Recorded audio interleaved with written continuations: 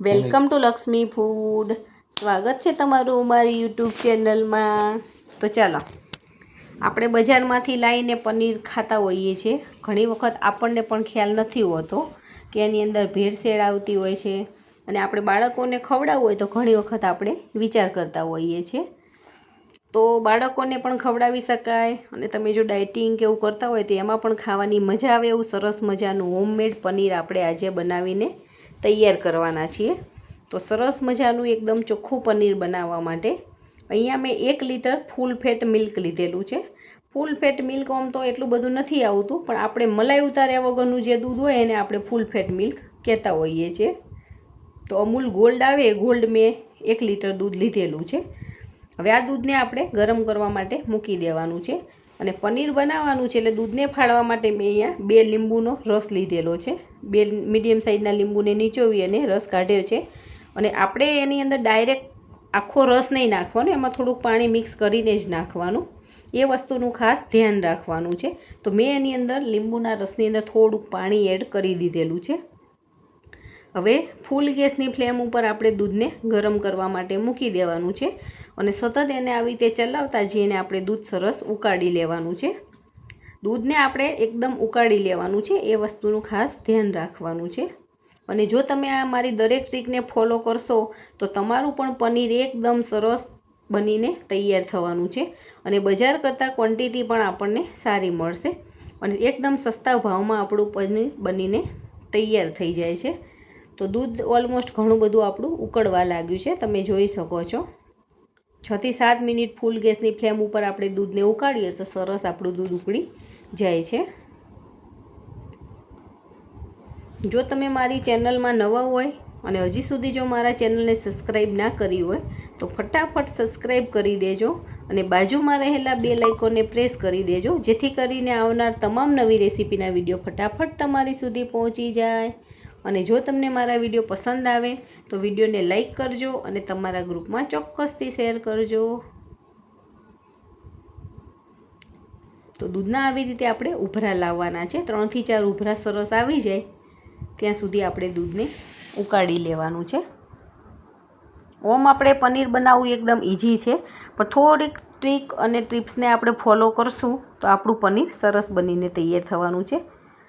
હવે દૂધ આપણું સરસ ઉકળી જાય પછી આપણે ગેસની ફ્લેમને એકદમ સ્લો કરી દેવાની છે, અને એની અંદર આપણે જે લીંબુનો રસ લીધેલો છે એ થોડોક નાખતો જવાનું છે, અને આવી રીતે ચલાવતું જવાનું છે. થોડીક વાર લાગશે પછી આપણું દૂધ સરસ ફાટવા માંડશે, અને ફાટવા માંડશે એટલે તમને થોડુંક દૂધ હેવી પણ લાગવા માંડશે, અને એમાં ફોદા ફોદા જેવું દેખાવા પણ માંડશે.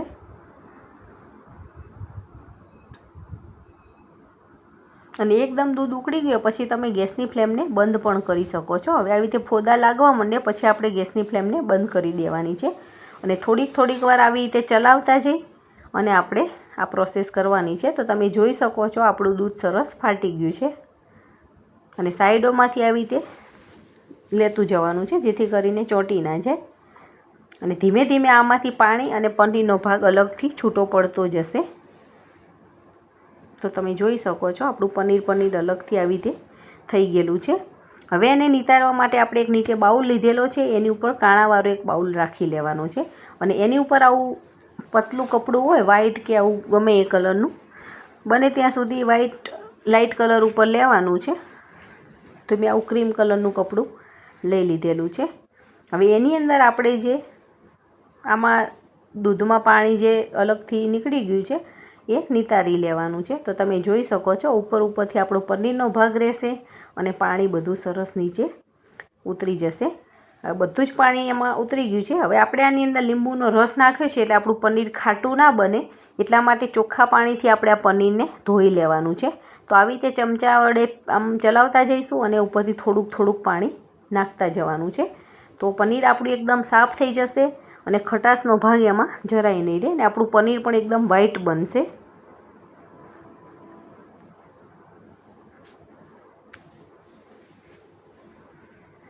આ પ્રોસેસ કરવી ખૂબ જ જરૂરી છે. અમુક નાની વાતોને ધ્યાન રાખી અને તમે બનાવશો તો ફટાફટ બની જશે, અને ટેસ્ટમાં પણ એકદમ બેસ્ટ બનીને તૈયાર થવાનું છે. તમારે પંજાબી શાક કે સલાડની અંદર કે નાખવું હોય કે પનીર પરોઠા બનાવવા હોય તો તમે ઇન્સ્ટન્ટ આવી રીતે પનીર બનાવી શકો છો. પનીરને બનતા વાર નથી લાગતી, ખાલી પનીરને આપણે સેટ કરવામાં જેટલી વાર લાગે એટલી વાર લાગે છે, બાકી દૂધ ફાડતા જરાય વાર નથી લાગતી. તો આવી રીતે હવે કપડાને ભેગું કરી અને સરસ એમાંથી બધું જ પાણી પ્રેસ કરી અને નિતારી દેવાનું છે. પછી આપણે ગોળ કે ચોરસ જે શેપમાં પનીર બનાવવું હોય એવી રીતનો થોડોક એનો શેપ આપી દેવાનો છે અને કપડું ચારે બાજુથી આવી રીતે સંકેલી અને આવી રીતે ભેગું કરી લેવાનું છે અને એકદમ સરસ પ્રેસ કરી દેવાનું છે.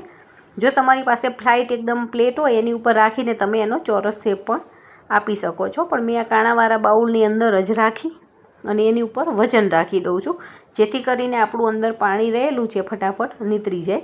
તમારી પાસે એવો કોઈ ગોળ સરસ પથ્થર કે કોઈ પણ વજનવાળી વસ્તુ હોય એ તમે આની ઉપર મૂકી અને રાખી શકો છો. મેં અત્યારે ખાંડનો ઉપયોગ કરેલો છે. હવે 2 થી 3 કલાક માટે આને છોડી દેવાનું છે અને તમે આને સેટ થવા માટે 1 કલાક જેવું ફ્રીજમાં રાખશો તો પણ ચાલશે, પણ મેં બહાર જ આને આવી રીતે રાખી દીધેલું છે.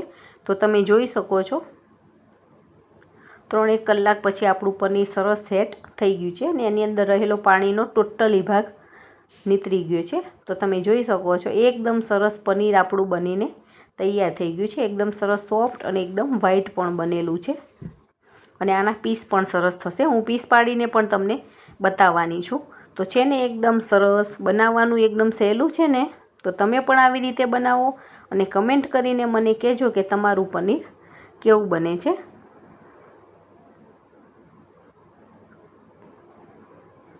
અને એકદમ હેલ્ધી આપણે બાળકોને પણ આપી શકીએ છીએ ખાવા માટે અને એકદમ ચોખ્ખું બનીને તૈયાર થાય છે. હું મોટા ભાગે પનીર ઘરે જ બનાવીને ઉપયોગ કરું છું. બને ત્યાં સુધી બજારમાંથી લાવવાનો ઓછો ટ્રાય રાખતા હોઈએ છીએ. તો હવે આ પનીરના આપણે ટુકડા કરીને જોઈ લેવાનું છે. તો આવી રીતના એકદમ સરસ ચોરસ પીસ પડીને તૈયાર થઈ ગયા છે.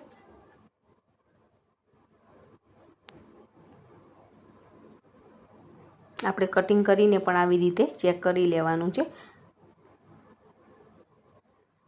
તો તમે જોઈ શકો છો એટલું બધું સોફ્ટ છે કે આપણે ચાકુ અડાડીએ તરત જ એના સરસ પીસ પડી જાય છે અને જરાય વેરાઈ નથી ગયું. તમે જોઈ શકો છો એકદમ સ્લાઇસ આની સરસ પડી છે, એકદમ સેટ પણ સારું એવું થઈ ગયેલું છે. તો આવું સરસ મજાનું પનીર બનાવવા માટે મારી વિડીયોને લાસ્ટ સુધી જોજો અને મારી આપેલી દરેક ટ્રીક અને ટિપ્સને ફોલો કરી અને આવી રીતે તમે પણ પનીર બનાવજો અને એન્જોય કરજો. અને તમારે જે સાઇઝમાં ટુકડા જોઈતા હોય એ સાઇઝમાં તમે કટિંગ કરી અને એનો ઉપયોગ કરી શકો છો. જો તમારે પનીરને ખમણીને ઉપયોગ કરવાનો હોય તો તમારે પનીરના આવા ટુકડા નથી કરવાના, આખું જ પનીર રાખવાનું છે. તો તમે પણ બનાવો ને એન્જોય કરો. Thank you.